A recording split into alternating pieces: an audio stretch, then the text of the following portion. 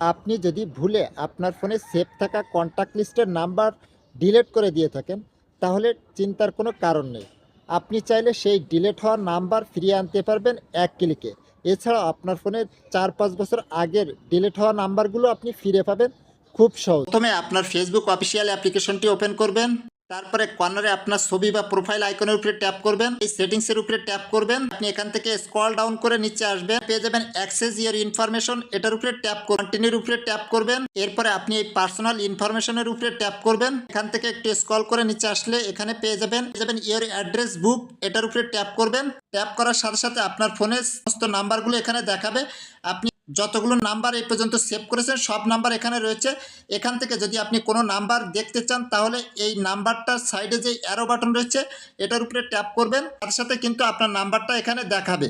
এভাবেই আপনি খুব সহজেই দেখে নিতে পারেন আপনার ফোন থেকে ডিলিট হয়ে যাওয়া নাম্বার।